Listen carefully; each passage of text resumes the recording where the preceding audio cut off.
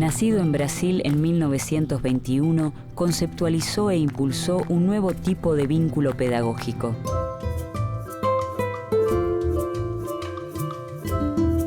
Entendió que el educador debía involucrarse en las problemáticas de su pueblo y emprendió un camino de lucha contra lo que denominaba una pedagogía bancaria.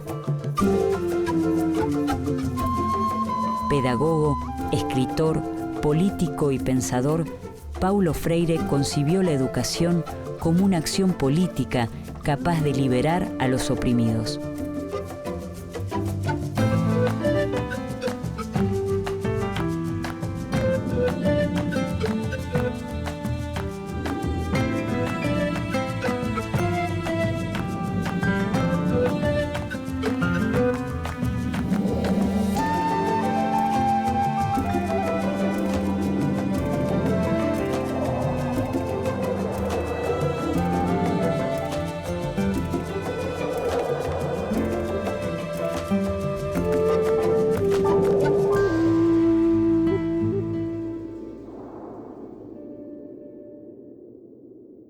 Es el 19 de septiembre de 1921, cuando en Recife, una ciudad empobrecida del nordeste brasileño, nace Paulo Freire. Después de una escolaridad dificultosa, a los 20 años, empieza a estudiar Derecho y a enseñar portugués en escuelas secundarias. Tiene una fuerte influencia de formación cristiana. Él estudia en un colegio católico su escuela secundaria porque es el único lugar que su mamá logra ubicarlo. Trabaja en parroquia siendo muy joven y se forma en el Instituto Superior de Estudios Brasileños, en donde hay participación de pedagogos cristianos como Teixeira, como Acevedo. Corre el año 1954 y Paulo Freire es nombrado jefe del Departamento de Educación y Cultura del Servicio Social de Industria de Recife. Al año siguiente es nombrado profesor de Pedagogía en la Universidad de Recife. E ele vai trabalhar na parte da extensão cultural do SESI, num projeto de extensão de educação de adultos. Na sequência, ele vai para a Universidade Federal de Pernambuco. E toda a experiência que ele começa a fazer com a educação de adultos é o que, de fato, direciona ele para a parte da educação. Porque o Paulo Freire ele era formado em Direito. Então, ele vai se deslocando para a parte para o campo educacional, né? A esposa do Paulo, a primeira esposa, que era a Elza, de fato que era professora primária e onde, nessa parceria de casamento e de ideias, ele começa a ter o foco na questão educacional. Então, o Paulo Freire, no Nordeste, nós tínhamos um discurso no final dos anos 50, do governo do Juscelino Kubitschek, que o país não se desenvolvia porque nós tínhamos mais da metade da população brasileira analfabeta. Freire promueve la participación crítica de padres y de alumnos sobre las cuestiones que hacen a la vida de la escuela y de la sociedad. También se preocupa porque los trabajadores reflexionen y tomen conciencia sobre sus problemas educativos, sindicales, laborales y familiares.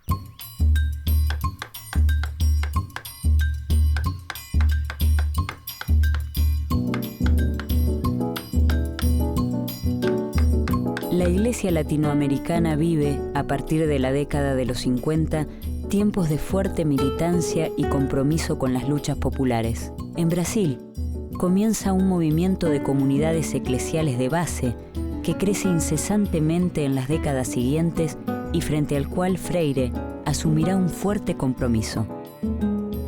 Es el año 1960. Paulo Freire funda el Movimiento de Cultura Popular, donde amplía su concepción sobre alfabetización y educación de adultos. Eu acho que vão ter outros agregados, que é o próprio desenvolvimento dessa metodologia, né, de alfabetizar, que está articulado com toda uma reflexão local, né, da cultura das pessoas e a cultura de uma certa comunidade e a partir de um processo de reflexão você vai pensando algumas palavras deste contexto e essas palavras que vão se transformar em palavras geradoras, elas vão se constituir como esse elemento, né, um elemento significativo de você desenvolver o processo de alfabetização. Tanto é que assim, o Paulo Freire ele é muito reduzido, né? Eles tomam o Paulo Freire apenas como um método que seria um método rápido de alfabetizar em 2, 3 meses as pessoas. O método é muito mais do que juntar sílabas, ele é muito mais um processo de conscientização, né, da sua condição numa determinada sociedade e, é claro, ele também quer ensinar as pessoas a se apoderar da leitura e da escrita como uma arma política também no cenário, né, de luta e de processos de democratização e cidadania. Freire confirma que los trabajadores se interesan por las cuestiones políticas cuando se refieren directamente a sus problemáticas y necesidades.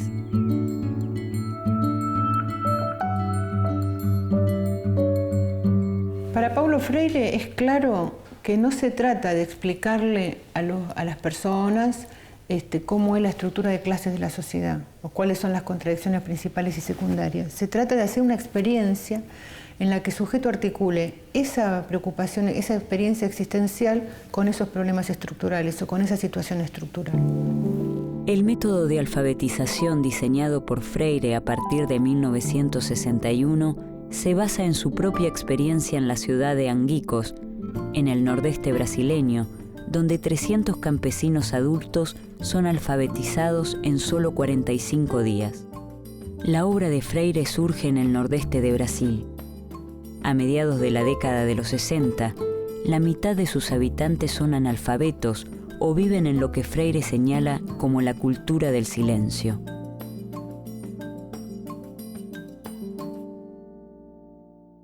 Mas a mais conhecida é uma experiência que ele realiza no interior do Rio Grande do Norte, que é um estado próximo ao seu estado natal, a Pernambuco.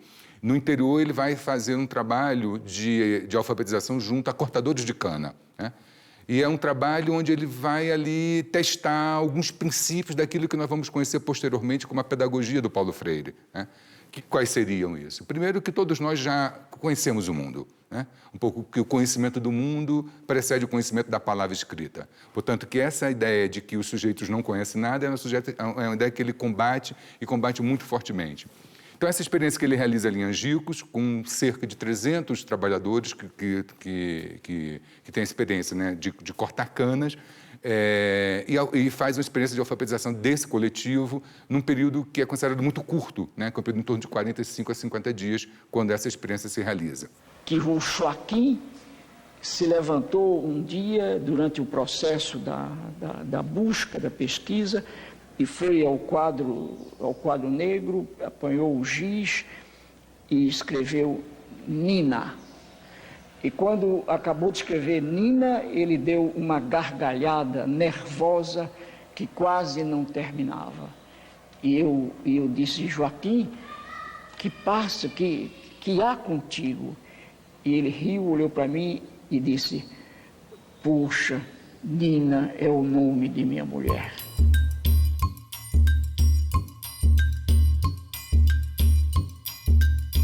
Para Freire, el universo vocabular es el conjunto de palabras con que los sujetos interpretan el mundo y contiene los temas y problemas que son significativos para los educandos.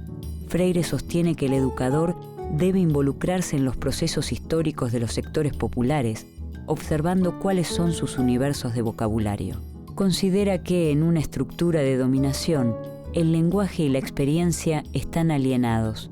Las maneras de hablar y pensar el mundo constituyen un reflejo del pensamiento y del lenguaje propio de las sociedades dominantes. Ele desenvolve, formula e elabora junto com a equipe um plano nacional de combate ao analfabetismo, que pressupunha a criação, no Brasil, é um plano extremamente ousado, da criação de 20 mil núcleos, né, de alfabetização, que ele chamava Círculos de Cultura. Isso, na concepção do Paulo Freire, é uma questão muito importante, porque ele não desagrega, ele não separa, né, a ideia da aprendizagem do mundo da leitura e da escrita do universo cultural.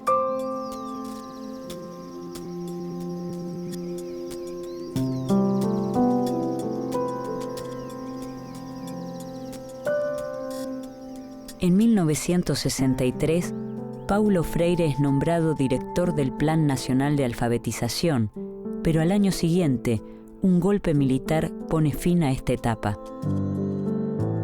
Freire es encarcelado por la dictadura y encuentra protección en la Embajada de Bolivia, cuyo gobierno lo contrata como asesor del Ministerio de Educación. Pero, apenas llega a la ciudad de La Paz en 1964, es testigo de un nuevo golpe de Estado y se marcha a Chile. Freire comienza así un largo exilio que se extenderá hasta 1980. La experiencia del exilio es muy fuerte en Freire. Él en algún momento en varios momentos lo manifiesta, y de hecho el primer exilio, que es el exilio chileno, en Chile hay una gran concentración de intelectuales y se está armando el gobierno de la Unidad Popular. Permanece en Chile durante más de 4 años, donde trabaja en el Instituto de Capacitación e Investigación de la Reforma Agraria y en la Oficina Gubernamental Especial de Educación de Adultos.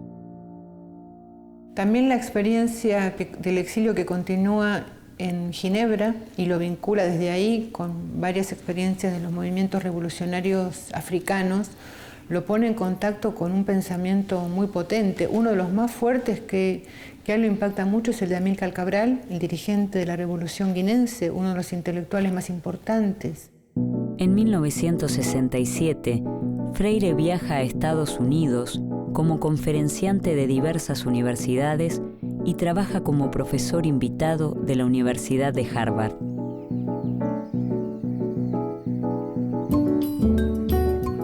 Concluye la década de los 60 y Paulo Freire publica el libro Extensión o Comunicación. En él concibe la extensión de la cultura como una operación invasora, mientras que, de modo opuesto, argumenta que la comunicación de la cultura fomenta la concientización, ya que no es posible aprender si los saberes están en contradicción con las experiencias personales.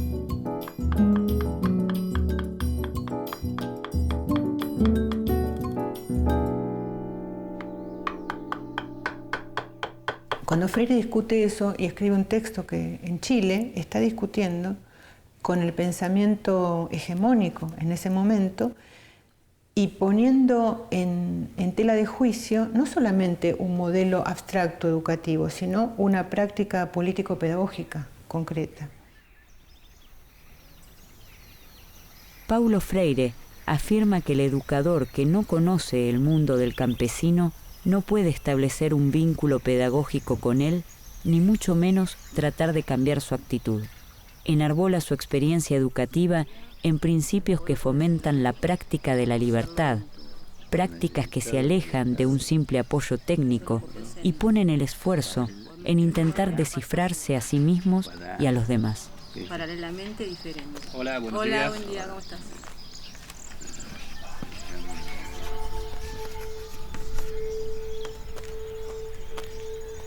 Vamos a esperar un ratito que vengan los compañeros y comenzamos la clase. Es a principios de los años 70 cuando Paulo Freire publica sus obras más famosas, La educación como práctica de la libertad y Pedagogía del oprimido. Estas son prohibidas por las dictaduras cívico-militares que asolan el Cono Sur. En La educación como práctica de la libertad, presenta una propuesta pedagógica para Brasil en la fase de transición de la sociedad agraria colonial a una sociedad independiente e industrializada. La publicación de Pedagogía del oprimido conforma un aporte latinoamericano fundamental al proceso de organización política de los sectores sociales dominados. Freire enfatiza el reconocimiento del estado de opresión como una situación de violencia y hace hincapié en la estrategia general de trabajo revolucionario con los oprimidos y no para ellos.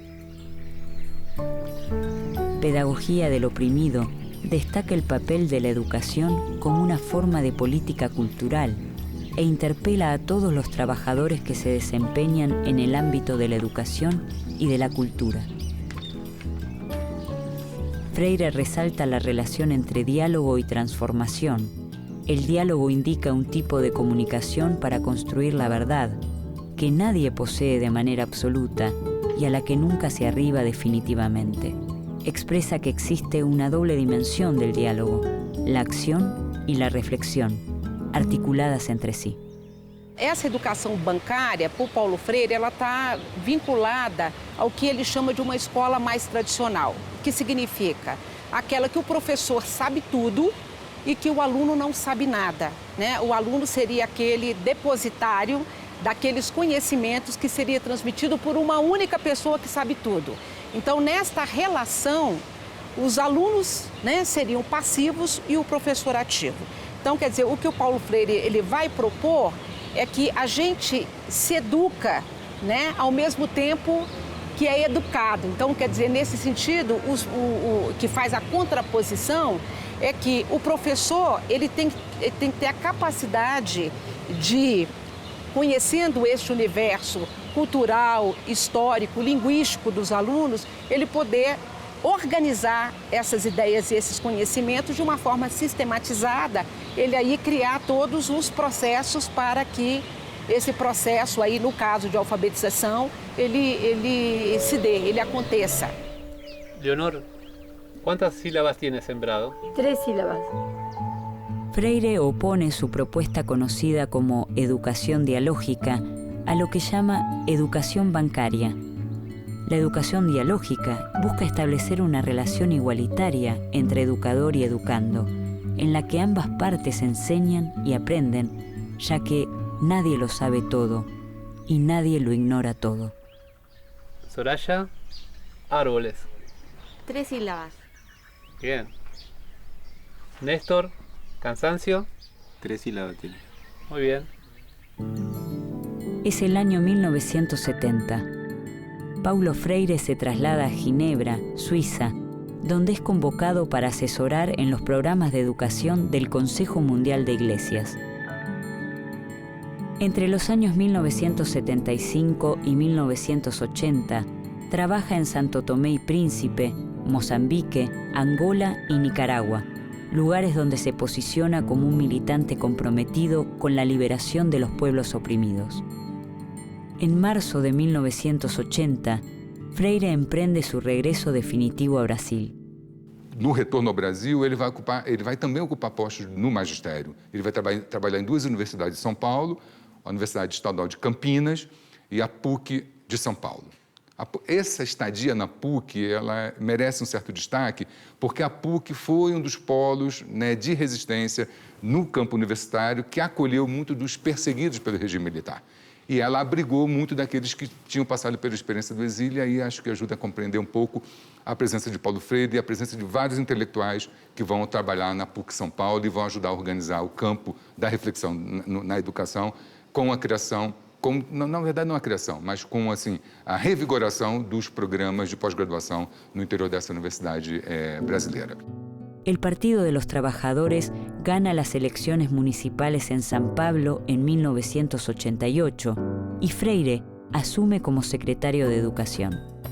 Su política se centra en 4 objetivos principales: ampliar el acceso y permanencia de los sectores populares a la educación pública, democratizar el poder pedagógico para que todos se vinculen en una planificación autogestionada, fomentar la construcción colectiva interdisciplinaria y la formación permanente del personal docente y contribuir a la eliminación definitiva del analfabetismo.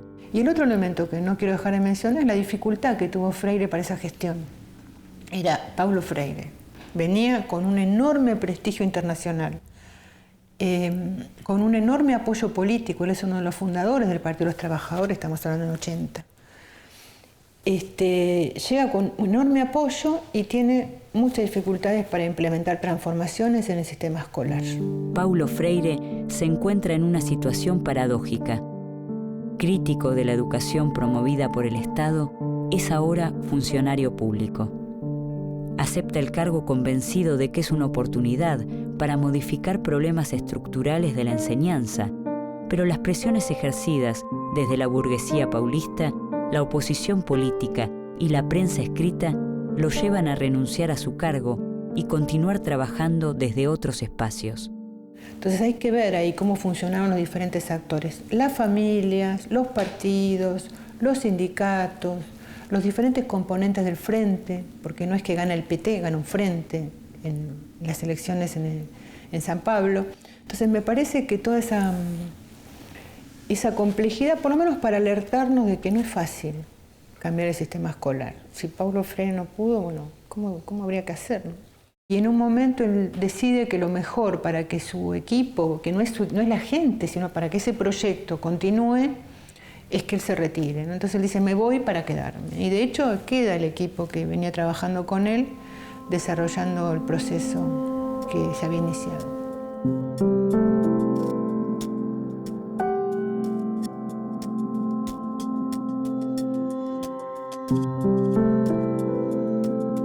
El 2 de mayo de 1997, a los 75 años, Paulo Freire muere en la ciudad de San Pablo.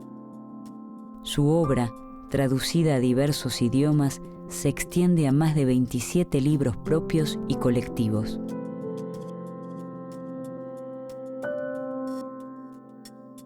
En algún momento Freire, en varios momentos, manifiesta que él está preocupado con convertirse en un mito. Y en algún momento que relata una experiencia un poco frustrante, donde la gente se va de una entrevista, es una situación complicada, dice, contento, he vencido mi propio mito y estoy contento con ello. Y junto con eso, hay una movilidad en la biografía de Freire. Si uno lo toma de manera rígida, puede decir, bueno, se transformó, porque el Freire, que en Pedagogía del Oprimido o en Educación como Práctica para la Libertad, no encontrás la palabra escuela, no encontrás la palabra profesor, termina siendo secretario de Educación del municipio de San Pablo. Entonces hay ahí un cambio importante. A mí me parece que esas transformaciones que Freire hace en las coyunturas son justamente en función de mantener la coherencia, que no es mantener la rigidez, sino ser capaz de mantener principios que se articulam de modo distinto em cada conjuntura. Então, me parece que esses princípios gerais que estão presentes nessa ampla obra do Paulo Freire, eles ainda são necessários, né, porque o nosso mundo continua desigual, o nosso mundo continua estratificado, e esse compromisso com a liberdade, a luta contra as exclusões, me parece que ainda são bandeiras que foram abraçadas pelo Paulo Freire, que ainda são bandeiras do nosso presente, portanto, a leitura e a releitura da obra do Paulo Freire pode nos inspirar, pode nos nutrir, pode fertilizar as lutas do nosso presente. Eu nunca tinha pensado nisso, mas agora que você me desafia, e talvez a minha resposta seja pouco humilde, talvez seja, eu acho que não.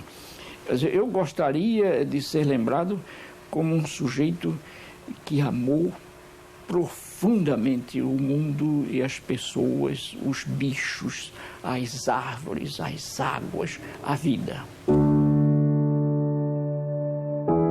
Freire revolucionó el glosario de conceptos pedagógicos y produjo un giro radical en el modo en que entendemos los procesos educativos.